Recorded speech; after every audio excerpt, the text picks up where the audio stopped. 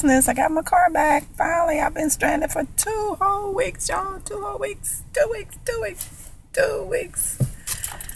I didn't know what was wrong with my car. I had the battery checked, the starter. I had to have another part, the fuel injection, all of that. Then it wouldn't start. So then, had taken somewhere else. The guy said, "Guess what, Miss Woods? It's your key. It's the key. The key wouldn't start it because of the fact that the anti-theft system had kicked in and wouldn't let my car start." Whoa, can you believe that? Well, I'm happy. I want to do my happy dance, but I'm in my car. Can't do it. So anyway, I've just been singing to myself, do do do do do do do do do do do do. Don't worry, be happy. And so now I'm happy.